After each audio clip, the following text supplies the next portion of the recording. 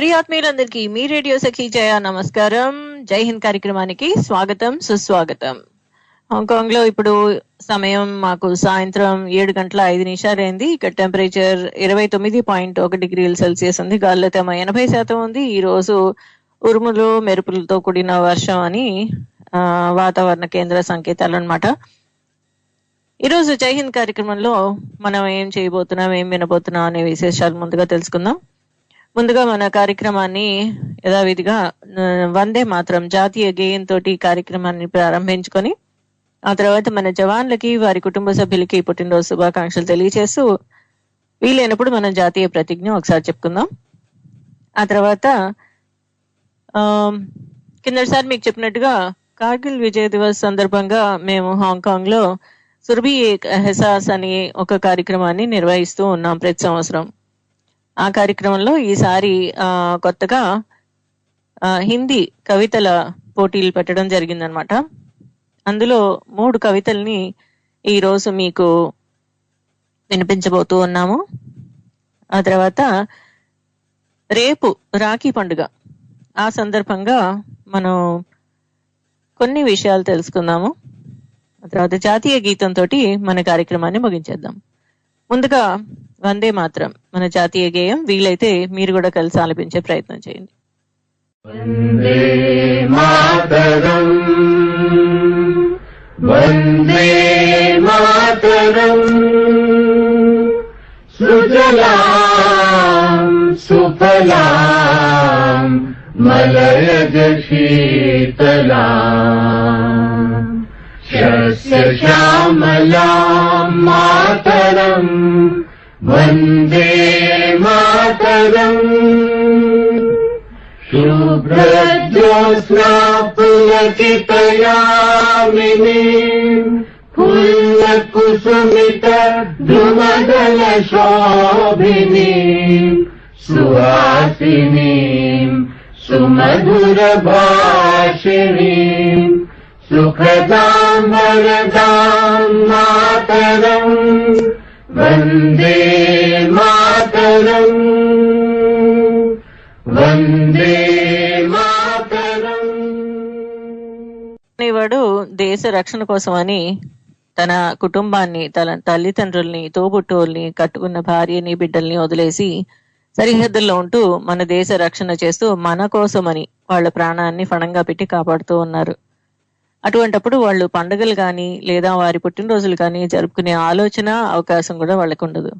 కనుక మనం సామాన్య పౌరులుగా వాళ్ళకి కనీస కర్తవ్యంగా మనం ఈ పుట్టినరోజు పాటల్ని, పుట్టినరోజు శుభాశీస్సుల్ని వాళ్ళకి అందజేసే ప్రయత్నం చేస్తూ ఉన్నాం. అలాగే ఈ రోజు కూడా మనం ఈ వారంలో పుట్టినరోజు జరుపుకున్న జవాన్లు కానీ వారి కుటుంబ సభ్యులు కానీ వారికి పుట్టినరోజు శుభాకాంక్షలు తెలియజేస్తూ ఈ పుట్టినరోజు శుభాకాంక్షల పాట మనం ప్రతిసారి వినిపించినట్టే సంస్కృతంలో వినిపించడం జరుగుతుంది. వీలైతే మీరు కూడా వాళ్ళని తలుచుకుంటూ మీ మనసుల్లో వాళ్ళకి శుభాశీస్సులు తెలియజేస్తారని ఆశిస్తున్నాము. పుట్టినరోజు శుభాకాంక్షలు.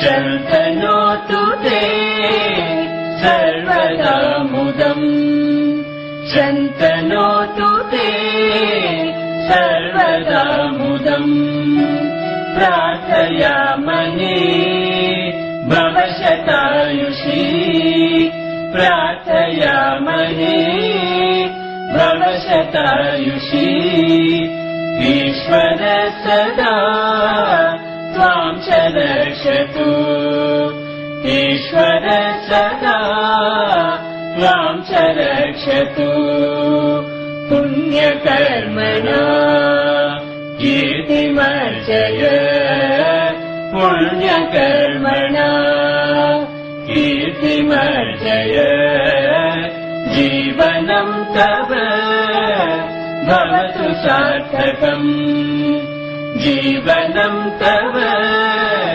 భవతు సార్థకం జన్మదినమిదం ఐప్రియ సఖే జన్మదినమిదం ఐప్రియ सखे शन्तनोतु ते सर्वदा मुदम् शन्तनोतु ते सर्वदा मुदम् सर्वदा मुदम् सर्वदा मुदम्.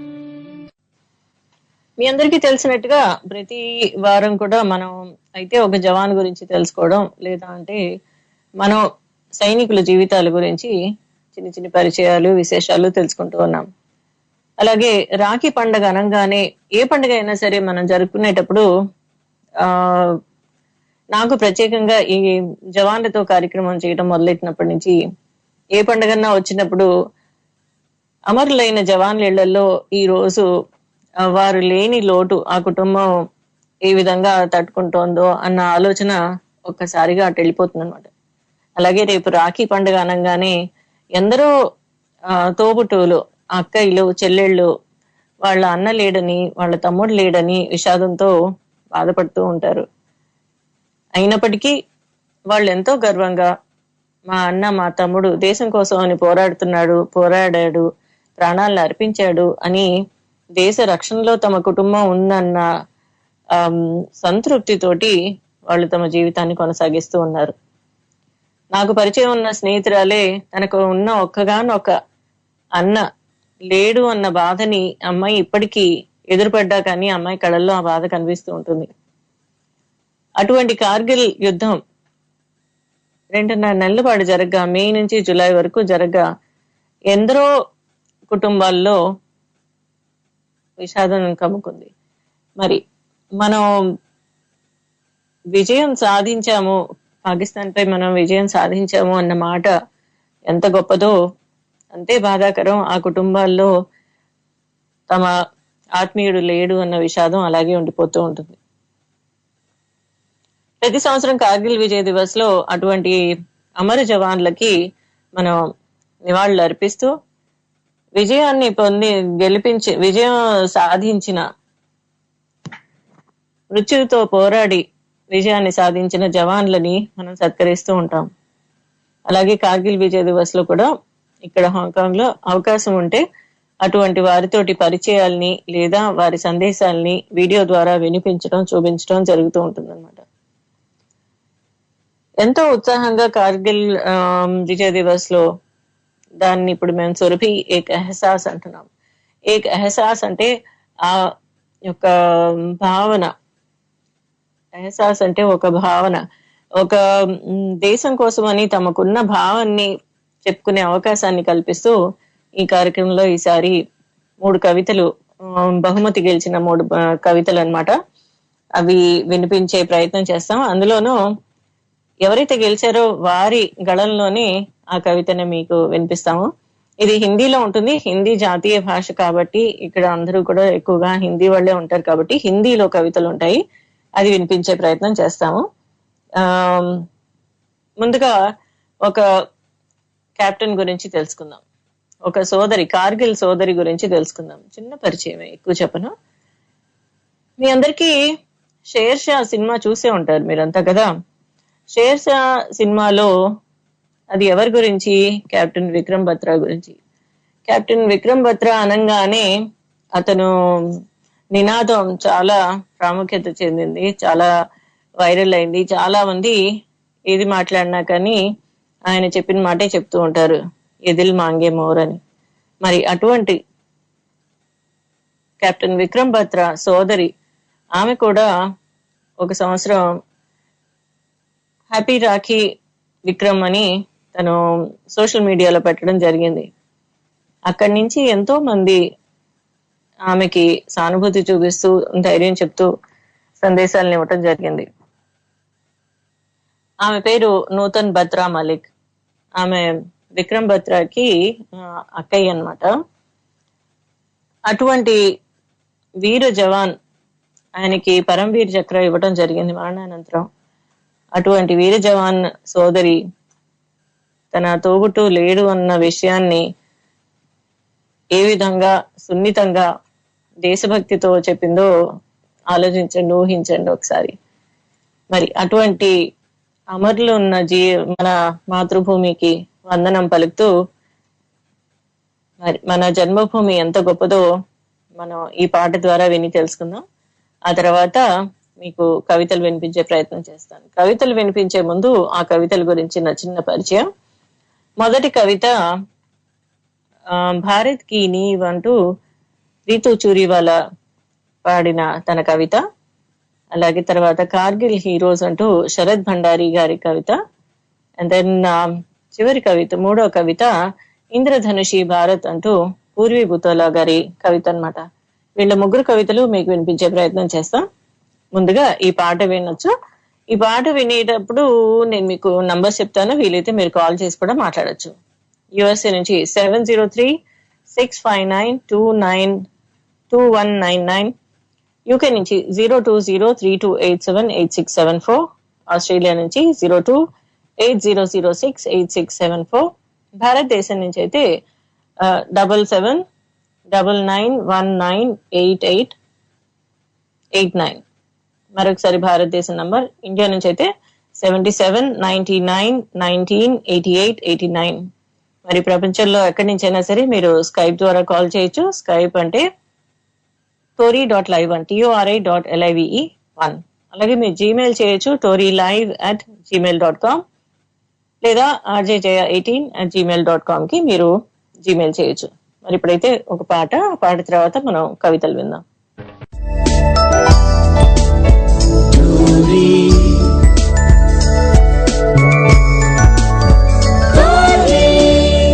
తెలుగువారి ఆత్మీయ వారధి జై హింద్ కార్యక్రమానికి పునఃస్వాగతం అండి. మరి ఇప్పుడు మనం రితు చూరివాలాది కవిత భారత్ కి నీవ్ అంటూ ఆమె గళంలోనే విందాము. భారత్ కి నీవ్, రితు చూరివాలా కవిత. हर भारतीय को उठाना है, सिर्फ आजाद नहीं प्रगतिशील भी बनेगा भारत। दुनिया में एक नायाब मिसाल भारत को बन दिखाना है। भारत के नींव, भारत के वीर, ये वादा है तुमसे हर देश प्रेमी का। तिरंगा सदा विश्व में सम्मान से सर्वप्रथम लहराएगा हमारा। जय Hind. Thank you for listening, dear Tori listeners. Keep rising and contributing to make India a progressive and developed nation.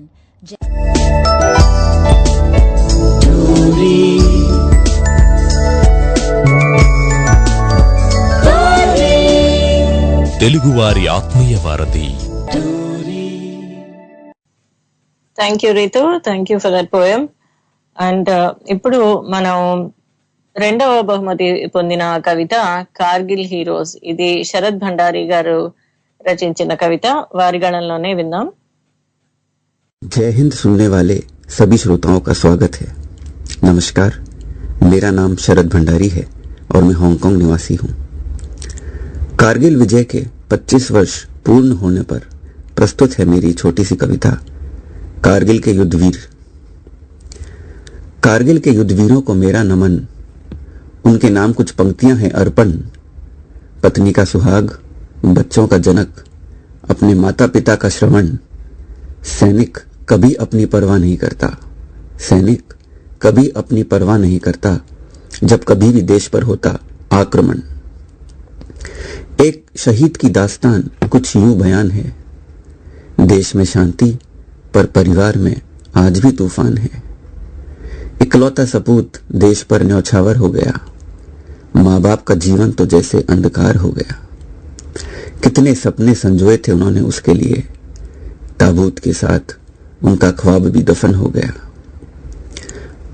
Kanpur में जन्मा साहिल दिल्ली में पड़ा था, बचपन से ही खेलकूद का शौक बड़ा था। 15 अगस्त 26 जनवरी की परेड देख देख के सेना में भर्ती होने का ख्वाब परवान चढ़ा था। स्नातक परीक्षा उत्तीर्ण कर साहिल को एक सरकारी नौकरी भी मिल गई और पिता को अपना रिटायरमेंट दिखने लगा। माँ भी अपनी बहू ढूंढने में लग गई, लेकिन साहिल का नौकरी में कहाँ मन लगा। उसका दिल तो देश के लिए धड़कता था। नौकरी उसे एक कैद सी लगने लगी। सीमा पर जाना था उसे तो, इसलिए उड़ जाने को पंछी का पर फड़कता था। सेना में दाखिल होने का पर्चा भर ही दिया। चयन भी हुआ, प्रशिक्षण शिविर में चला भी गया। घर वालों ने भी बेटे की इच्छा का सम्मान किया और उसके फैसले को ही अपना सपना मान लिया। मराठा रेजिमेंट में सूबेदार के तौर पर कार्य शुरू किया। कुछ महीने तक जोधपुर सीमा पर था तैनात। कारगिल में कुछ हलचल प्रारंभ हो चुकी थी। देश सेवा के लिए उसे बुला रही थी कायनात। और जल्दी ही मराठा रेजिमेंट को बुलावा आ गया। पहाड़ी संख्या 18 को दुश्मन से छुड़ाना था। साहिल और उसके साथी निकल पड़े जोधपुर से। मन में जोश, उत्साह और देश प्रेम था। 2 दिन के लिए एक विशेष प्रशिक्षण शिविर का सभी को पहाड़ी का नक्शा समझाया गया। साथ ही दुश्मन का स्थान, स्थिति बताई गई। पहाड़ी पर कब्जे की योजना, ढांचा बनाया गया। सुबह तड़के कूच करने की तैयारी थी। सभी जवानों ने जीत की तो ठानी थी। सूर्योदय के पहले ही पहाड़ी के नीचे सब जमा थे। देश प्रेम में सब पहले ही से ही फना थे। कमांडर ने आक्रमण करने का आदेश दिया। जवान धीरे धीरे पहाड़ी पर चढ़ने लगे। दुश्मन भी एकदम सचेत था, सतर्क था। चढ़ाई करते करते खतरे भी बढ़ने लगे। दोनों तरफ से गोलीबारी हो रही थी। कई जवान घायल हुए, कुछ शहीद थे। साहिल अभी भी मैदान में डटा हुआ था। भारत मां के सपूत, देशभक्ति के मुरीद थे। साहिल और उसके बचे कुछ साथी पहाड़ी की चोटी तक पहुंचने वाले थे। थोड़ी देर तक दुश्मन की गोलीबारी थम गई। ये हालात कुछ संदेह पैदा करने वाले थे, लेकिन हमारे जवानों ने इसकी परवाह नहीं की। पहाड़ी की चोटी पर दुश्मन की आखिरी छावनी बस कुछ ही कदम दूरी पर थी। सन्नाटा था। जीत लग रही थी अब एक निश्चित, एकदम लुभावनी। लेकिन जिसका डर था बस वही हुआ। अचानक से हम पर हमला हुआ। बहादुरी से लड़े हमारे सभी जवान।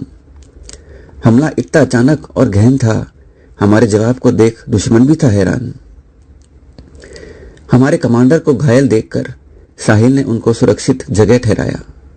फिर सेना की कमान संभाली और बढ़ चला। साथ में बचे थे बस अब 3 और साथी। लक्ष्य बस अब थोड़ा ही दूर था। इतना करीब आकर पीछे क्यों मुड़ना भला। दुश्मन ने बारूद से किया एक और आक्रमण। अपने साथियों को बचाते हुए साहिल ने 2 गोलों को कैच करते हुए कूद गया दुश्मन छावनी में। सभी दुश्मन तो खत्म हुए, लेकिन वीरगति पाई साहिल ने। इस तरह से हमने पहाड़ी पर कब्जा किया, लेकिन साहिल समेत कुल 7 जवानों को खो दिया। जीत की खुशी भी फीकी ही रह गई। लहराते हुए तिरंगा और जय हिंद के नारों की गूंज, लेकिन पास ही पड़े अपने साथियों के शव देख सभी जवानों के आंसुओं की धारा बह गई। साहिल को मरणोपरांत मिला महावीर चक्र। आज भी जब होता है कारगिल युद्ध का जिक्र, माता पिता को होता ही है गर्व और फक्र। ऐसी ही अनेक कहानियां हैं शहीदों की, जो बहुत लोगों को विदित भी नहीं है। चर्चित न होने से कोई शहादत कम नहीं हो जाती। चर्चित न होने से कोई शहादत कम नहीं हो जाती। जरा पूछो उन शहीदों के परिवारों से, 25 साल बाद भी उनसे युद्ध की दास्तान भुलाई नहीं जाती। आओ हम सब मिलकर उनका करें नमन, नई पीढ़ी को दिखाएं यह दर्पण। घर बैठे देश को, सरकार को कोसना बहुत आसान है। जरा कद्र करो उनकी भी, जो हमेशा सीमा पर रहते हैं, जिन्होंने किया देश के लिए अपना जीवन समर्पण। धन्यवाद। जय हिंद।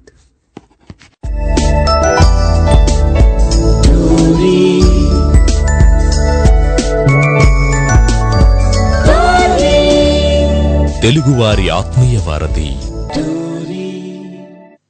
धन्यवाद शरद जी, थैंक यू सो मच। सच में कविता पढ़ते समय भी आंखें नम हो गई थी, and now also while listening to you, या आंखें भर आई। Thank you so much. सच कहा आपने कि हर साल जब हम whenever we celebrate Kargil Vijay Divas, it is not easy for the families to bear the loss. चाहे जितने भी साल हो जाए, उनके घर में उनके उस आत्मीय सदस्य के बगैर वो खालीपन हमेशा उन्हें याद दिलाता रहेगा कि उन्होंने देश के लिए अपना जीवन बलिदान दिया. Thank you so much Sharath ji, great tribute. ఇప్పుడు మనం ఇంతవరకు శరత్ భండారి గారి కవిత విన్నాము. ఆ కవితలో ఆయన ఒక సైనికుడి జీవితాన్ని, కార్గిల్ యుద్ధంలో ఆ సైనికుడు ఏ విధంగా పోరాడాడు అన్న విషయాన్ని చాలా చక్కగా ఆ కవిత నిండా నింపడం జరిగింది, కవితలో వర్ణించడం జరిగింది. నిజంగా మనం ఇదివరకు ఎన్నోసార్లు అనుకున్నట్టుగా ఆ కార్గిల్ శిఖరాలు 4000 మీటర్లు ఎత్తున్న శిఖరాల్ని ఎక్కటం అంటే మంచు కొండల్లో చాలా కష్టమైనది. అందులో ఎదురుగా శత్రువు ఉన్నాడు అని అన్నప్పుడు దాన్ని ఎక్కటం చాలా కష్టం. అటువంటప్పుడు ఈ సైనికులు ఆ మంచు కొండలు, కార్గిల్ మంచు కొండలు ఎక్కి శత్రువులతో పోరాడి తమ ప్రాణాలని పణంగా పెట్టి ప్రాణాలు అర్పించిన వారి గురించి తలుచుకుంటే, ఇది మనం తలుచుకుంటే కాదు, అసలు ఆ ఊహించలేం, ఆ సన్నివేశాన్నే మనం ఊహించలేం. ఎందుకంటే మనం ఫ్రిడ్జ్ లో చెయ్యి ఒక 3 నిమిషాలు ఎక్కువసేపు పెట్టి ఆ ఫ్రీజర్ లో ఉన్నది తీయటానికే మనం వణికిపోతూ ఉంటాం. అలాంటిది ఊహించండి, నడుము వరకు ఉన్న మంచు కొండల్లో వాళ్ళు ఏ విధంగా జీవితం కోసం, దేశం కోసం పోరాడు ఉంటారు. అలాగే 3వ బహుమతి గెలుచుకున్న 3వ కవిత, ఇది పూర్వీ బుతలో గారు రాశారు. ఆవిడ ఇంద్రధనుషి భారత్ అంటూ ఆ కవితని ఆవిడ స్వరంలోనే వినిపిస్తారు. పూర్వీ గారి కవిత. Warm greeting to all listeners of Jai Hind program, Tori Radio. This is Purvi from Hong Kong, and I'm going to recite my poem which I wrote on the occasion of Kargil Vijay Divas. Title of my poem is इंद्रधनुषी Bharat मेरा भारत. सोने आसमान में जैसे रंग भर गया, सोने आसमान में जैसे रंग भर गया, इंद्रधनुषी आसमान मेरा देश कर गया. भिन्न भिन्न जाति को जैसे संग कर गया, भिन्न भिन्न जाति को जैसे संग कर गया, इंद्रधनुषी आसमान मेरा देश कर गया. वीरों की कुर्बानी ने, इस देश की आजादी ने, वीरों की कुर्बानी ने, इस देश की आजादी ने, दिया जलाकर रोशन घर घर कर गया, इंद्रधनुषी आसमान मेरा देश कर गया. चिड़ियों की किलकारी से, वक्त की साझेदारी से, चिड़ियों की किलकारी से, वक्त की साझेदारी से, आजादी का जश्न कण कण भर गया, इंद्रधनुषी आसमान मेरा देश कर गया. मातृभूमि की आन में, तिरंगे की शान में, मातृभूमि की आन में, तिरंगे की शान में, सबके दिलों को तार तार वो देशभक्त कर गया, इंद्रधनुषी आसमान मेरा देश कर गया. सोने आसमान में जैसे रंग भर गया, इंद्रधनुषी आसमान मेरा देश कर गया. भिन्न भिन्न जाति को जैसे संग कर गया, इंद्रधनुषी आसमान मेरा देश कर गया. जय हिंद, जय भारत.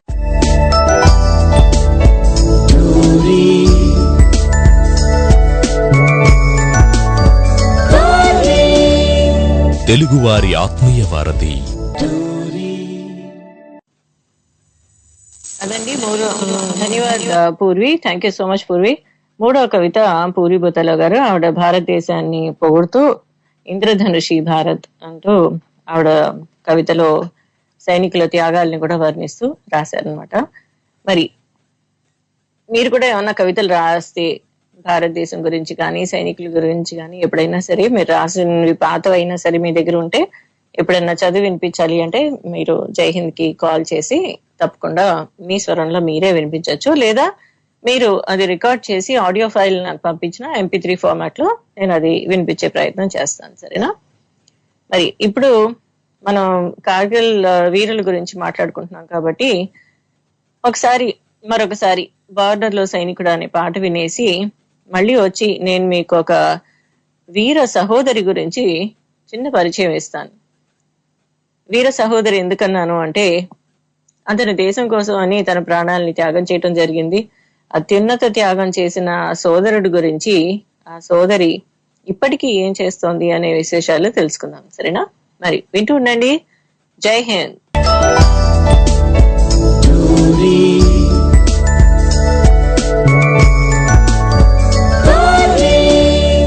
తెలుగువారి ఆత్మీయ వారధి.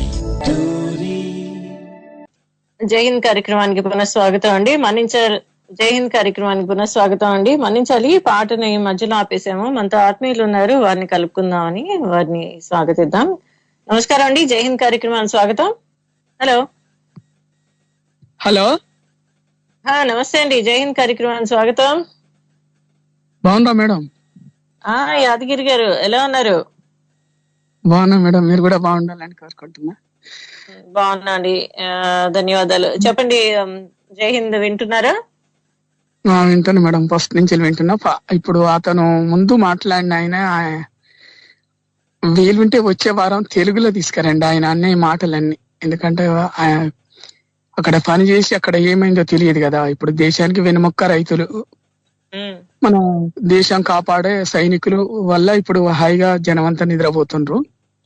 ఎందుకంటే ఇటు రైతులు అటు వాళ్ళు ఉంటేనే పట్టుకుని ఇప్పుడు దేశం సుఖ సంతోషాలతో వర్ధిల్లుతుందని నేను అనుకుంటున్నా మేడం. ఎందుకంటే వాళ్ళు అక్కడ వాళ్ళ పాపల కాసి మనం వాళ్ళ పానాలు అర్పించైనా మనను కాపాడుతుండ్రు వాళ్ళు. ఇటు దేశానికి వెనుముక్క రైతులు, వాళ్ళు పంటలు పండించి అందరికి భోజనం పెడుతుండ్రు రైతులకు. వీళ్ళు ఈ రెండు కుటుంబాలు ఆ భగవంతుడు చల్లగా చూడాలని కోరుకుంటున్నా మేడం. అవునమ్మా, చాలా ధన్యవాదాలు యాదగిరి గారు. ఇప్పుడు ఇందాక శరత్ గారు రాసిన కవిత మొత్తం హిందీలో ఉంది. తెలుగులో అనువదించడం అంటే కొంత టైం పడుతుంది. పూర్తిగా అనువదించలేకపోయినా కానీ నేను దాని సారాంశాన్ని మీకు మళ్ళీ వచ్చే వారం వినిపిస్తాను. సరేనా? Thank you madam. ఎందుకంటే అతను ఇందాక చెప్పినట్టుగానే యుద్ధానికి వెళ్ళటం, అక్కడ పోరాటం, ఏ విధంగా పోరాడాడు అనే విషయాన్ని అంతా అతను ఆ కవితలో పొందుపరిచి చెప్పడం చాలా బాగా చెప్పారు. ఆ కవితను తెలుగులో కావాలని అనుకుంటున్నా మేడం. వింటా వచ్చే వారం కొంచెం ప్రయత్నం చేయండి. తప్పకుండా చాలా సంతోషం మీరు విని స్పందించినందుకు. మీకు పాట మధ్యలో ఆపేసాను, మన్నించాలి, మళ్ళీ వినిపించే ప్రయత్నం చేస్తాను. సరే, థ్యాంక్ యూ. అవును, మీరు వచ్చారు కదా, మన జాతీయ ప్రతిజ్ఞ చెప్తారా నాతోటి ఏమన్నా? ఏంటి, వందే మాతరమా మేడం? లేదు, జాతీయ ప్రతిజ్ఞ. భారతదేశం నా మాతృభూమి. అది భారతదేశం నా మాతృభూమి. నేను చెప్తా ఉంటాను, మీరు అనుసరించండి. సరేనా? Okay madam. ఓకే మేడం, బాగుంది. అయితే మనందరం ఇప్పుడు జాతీయ ప్రతిజ్ఞ చెప్పుకుందాము. నాతో పాటు ఇప్పుడు యాదగిరి గారు ఈ జాతీయ ప్రతిజ్ఞ చెప్తారు. వీలైతే మీరు కూడా చెప్పే ప్రయత్నం చేసుకోండి, మీరు ఎక్కడ ఉన్నా సరే. సరే యాదగిరి గారు, మొదలు పెడతాను. పెట్టండి మేడం. భారతదేశం నా మాతృభూమి. భారతదేశం నా మాతృభూమి. భారతీయులందరూ నా సహోదరులు. భారతీయులందరూ నా సహోదరులు. నేను నా దేశాన్ని ప్రేమించుచున్నాను. నేను నా దేశాన్ని ప్రేమించుచున్నాను. సుసంపన్నమైన బహువిధమైన నా దేశ వారసత్వ సంపద. నా దేశం భారతత్వ సంపద నాకు గర్వకారణం. దీనికి అర్హత పొందడానికి సర్వదా నేను కృషి చేస్తాను. నా తల్లిదండ్రుల్ని ఉపాధ్యాయుల్ని పెద్దలందరినీ గౌరవిస్తాను. ప్రతి వారితోనూ మర్యాదగా నడుచుకుంటాను. ప్రతి వారితోటి మర్యాదగా నడుచుకుంటాను. నా దేశం పట్ల, నా దేశం పట్ల, నా ప్రజల పట్ల నా ప్రజల పట్ల సేవా నిరతితో ఉంటానని ప్రేమ నివృత్తితో ఉంటానని ప్రతిజ్ఞ చేస్తున్నాను. ప్రతిజ్ఞ చేస్తున్నాను. వారి శ్రేయోభివృద్ధులే, వారి వారి శ్రేయోభివృద్ధులే వారి చేయవిద్యులే నా ఆనందానికి మూలం. నా ఆనందానికి మూలం. జై హింద్. జై హింద్. చాలా Thank you, సంతోషం. madam. ధన్యవాదాలు యాదగిరి గారు. మీరు ఈ రోజు Thank you. నాతో జాతీయ ప్రతిజ్ఞ చెప్పడం నిజంగా చాలా ఆనందంగా ఉంది. ఎందుకంటే ఈ జాతీయ ప్రతిజ్ఞ ప్రతి బడిలోనూ ఆంగ్లంలో కానీ, తెలుగులో కానీ, హిందీలో కానీ, వారి వారి రాష్ట్ర భాషలో కానీ, ప్రతి స్కూల్లో, ప్రతి విద్యాశాలలో చిన్న పిల్లలకి ఇది నేర్పించడం జరుగుతూ ఉంటుంది. వాళ్ళు చెప్తూ ఉంటారు. ఈ జాతీయ అవును. ప్రతిజ్ఞ మనకి 1962లో ఎవరు రచించారో తెలుసా? ఒక తెలుగు ఆయన రచించారు. అది ఇప్పటికీ భారతీయులందరూ దేశ విదేశాల్లో ఉన్న వాళ్ళు ఆంగ్లంలో కానీ, వాళ్ళ వాళ్ళ భాషల్లో కానీ ఈ ముఖ్యమైన పెద్ద జాతీయ కార్యక్రమాల్లో ఈ జాతీయ ప్రతిజ్ఞ జాతీయ గీతంతో పాటు చెప్పుకోవడం జరుగుతూ ఉంటుంది అనమాట. ఇది రచించిన వారెవరు? పైడిమర్రి వెంకట సుబ్బారావు గారు. సరేనా? Thank you madam. మంచిది మేడం. నమస్తే మేడం. నమస్తే యాదగిరి గారు. నమస్తే. అదండి యాదగిరి గారు శరత్ గారి కవితని అనువదించి తెలుగులో కావాలి అని కోరటం జరిగింది. అందుకు వారికి ధన్యవాదాలు. మరి మనం ఆ పాటని మళ్ళీ ఒకసారి వినే అవకాశం ఉంటుందా? మనకి 45 అయింది.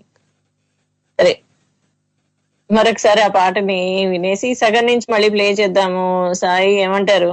పూర్తి పాట కాకపోయినా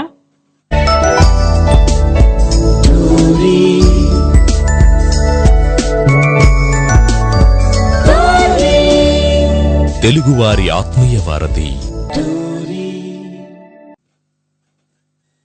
జై హింద్ కార్యక్రమానికి పునఃస్వాగతం అండి. మనం ఇందాక మరి ఈ కవితలు వింటూ మనకి సింహ గారు మెసేజ్ చేశారు. జయ గారు, ఈ కార్యక్రమం వింటూ నేను నడుస్తూ ఉన్నాను. చాలా చక్కగా కవితలు వినిపించారు. ఎన్నో కార్గిల్ విశేషాలు తెలిపారు. అన్నా చెల్లెళ్ళ అనుబంధం కూడా తెలియచేశారు. ధన్యవాదాలండి అన్నారు. ధన్యవాదాలు సింహ గారు. మీరు వింటూ మెసేజ్ పంపించినందుకు థ్యాంక్ యూ సో మచ్. మరి ఇందాక చెప్పినట్టుగా ఒక అక్క తన తమ్ముడి కోసం అని కార్గిల్ యుద్ధంలో కోల్పోయిన తమ్ముడి గురించి ఏం చేస్తుంది అనే విశేషం చెప్తాను అన్నాను కదా. నిజంగా ఎప్పుడైనా సరే ఇటువంటి యుద్ధాల్లో ఆ సైనికుడు నిజంగా ప్రాణత్యాగం చేసినట్టుగా వాళ్ళకి తెలియంగానే వాళ్ళ కుటుంబానికి చెప్పరు. ఎందుకంటే అది ధృవీకరించుకున్న తర్వాతే వాళ్ళు కుటుంబానికి తెలియచేయడం జరుగుతుంది. అటువంటిది 56 రోజుల పాటు ఆ సైనికుడు కనిపించలేదు అన్న విషయము మీరు ఊహించండి. ఏ విధంగా వాళ్ళ ఆ కుటుంబానికి ఏమని చెప్తారు? అటువంటిది సునీత ధోన్కారియా గారు. వీరి గురించి మనం వీరితోనే ప్రత్యక్షంగా మన జైహింద్ లో పరిచయం చేసుకోవడం జరిగింది. వీరు తమ తమ్ముడు కెప్టెన్ అమిత్ భరద్వాజ్, ఆయన కార్గిల్ యుద్ధంలో పోరాడుతూ కనిపించట్లేదు అన్న విషయం, ప్రాణత్యాగం చేసి ఉంటారు అన్న విషయం ఆవిడకి 5వ తారీఖు నాడే, అంటే 5 జూన్ 1999లోనే ఆవిడకి తెలిసింది. అది ఎంత పెద్ద షాకింగ్ వార్త అయి ఉంటుంది ఆవిడకి. మరి తమ్ముడు లేడు అన్న విషయాన్ని తన కుటుంబంలో, తన తల్లిదండ్రులతోటి, తన తోబుట్టువులతోటి ఎలా చెప్తుంది? ఎందుకంటే ఇంకా వారికి తమ్ముడి శరీరం దొరకలేదు అన్న విషయము సైనిక దళం వాళ్ళు చెప్పబట్టి, ఇంకా ఎవరికి చెప్పద్దు అని అనబట్టి, ఆమె అన్ని రోజులు ఆ బాధని తన గుండెల్లో పెట్టుకుని ఒక్కతే భరించడం జరిగింది. కెప్టెన్ అమిత్ మృతదేహం వారికి 13 జూలై అంటే వారం పైన దొరికిందనమాట. వారం రోజుల తర్వాత ఆయన మృతదేహం వాళ్ళకి దొరకటంతో ఆయన ప్రాణత్యాగం చేసినట్టుగా ధృవీకరించడం జరిగిందనమాట. అలా ఆ అక్కయ్య అప్పటి నుంచి ఆ బాధని దిగమంగుతూ ప్రతి సంవత్సరం కూడా తన తమ్ముడు కోసం అని ఆవిడ రక్తదాన శిబిరాలని అలాగే మన మ్యారథాన్ లాగా కండక్ట్ చేస్తూ అలాగే ఎంతో మంది జవాన్లకి తన అండగా ఉంటూ వారికి ధైర్యాన్ని ఇస్తూ వారి కుటుంబానికి ధైర్యాన్ని ఇస్తూ ఆ అక్క ఇప్పటికీ ఆ సేవ కొనసాగిస్తూనే ఉందన్నమాట. అటువంటి అక్కలు అటువంటి చెల్లెళ్ళు ఎంతో మంది ఉన్నారు. వారందరికీ మన జై హింద్ తరఫున హృదయపూర్వక వందనాలు. మరి రేపటి రోజు వారందరూ ఏ విధంగా తమ సోదరుల్ని తలుచుకుంటూ రాఖీ పండుగ ఎలా జరుపుకుంటారు అనే విశేషాలని మీరు తప్పకుండా ఒక కన్ను ఆ పత్రికల మీద వార్తల మీద వేసి ఉంచండి. మీరు చదవండి. ఎన్నో కుటుంబాలు ఇప్పటికీ ఈ బాధలోనే ఉన్నాయి. 25 సంవత్సరాలు దాటినా కానీ వారి కన్న బిడ్డల్ని తోబుట్టుల్ని పోగొట్టుకున్న లోటు ఎవరం తీర్చలేము. కనుక వారికి మన సద్భావన తెలియచేయటం మన కనీస కర్తవ్యం. ఇదే ఈ జై హింద్ కార్యక్రమంలో ప్రతిసారి నేను కోరుకునే మనవి. మరి కార్యక్రమం అయిపోవస్తోంది కాబట్టి ఇప్పుడు మన జాతీయ గీతం జనగణమనతోటి కార్యక్రమాన్ని ముగిద్దాం. ఈరోజు కవితలు అందించిన రితు గారికి, శరత్ గారికి, పూర్వీ గారికి ధన్యవాదాలు తెలియజేస్తూ, అలాగే కాల్ చేసిన యాదగిరి గారికి ధన్యవాదాలు తెలియజేస్తూ, సందేశం పంపించిన సింహ గారికి ధన్యవాదాలు తెలియజేస్తూ, వింటున్న ఆత్మీయులందరికీ కూడా హృదయపూర్వక ధన్యవాదాలు తెలియజేస్తూ, సాయి ఈరోజు సాంకేతిక సహకారం అందించారు, వారికి కూడా ధన్యవాదాలు తెలియజేస్తూ, రేపు రాఖీ పండుగ మీ అందరికీ కూడా హృదయపూర్వక రాఖీ పండుగ శుభాకాంక్షలు తెలియజేస్తూ ఇప్పుడు మన జాతీయ గీతం జనగణమన వీలైతే మీరు కూడా కలిసి ఆలపించే ప్రయత్నం చేయండి. అధినాయక జయ హే భారత భాగ్య విధాత పంజాబ్ సింధు గుజరాత్ మరాఠా ద్రావిడ ఉత్కల గంగా వింధ్య హిమాచల యమునా గంగా ఉత్సల జలధి తరంగా तब शुभ नामे जागे तब शुभ आशीष मांगे गाहे तब जय गाथा जन गण मंगल गायक जय हे भारत भाग्य विधाता जय हे जय हे जय हे जय जय जय जय हे. అదండి ఈ రోజు జై హింద్ కార్యక్రమంలోని విశేషాలు. మళ్ళీ వచ్చే వారం జై హింద్ కార్యక్రమంలో కలుద్దాం. అంతవరకు ప్రతిసారి అన్నట్టుగానే భోజనం చేసేటప్పుడు మీరు జవాన్లను తలుచుకుంటూ వారి త్యాగాలను స్మరిస్తూ వారి కుటుంబాలకి మీ శుభాశీస్సులను తెలియజేస్తూ ఉండండి. మళ్ళీ వచ్చే వారం కలుద్దాం. అంతవరకు సెలవు. జై హింద్.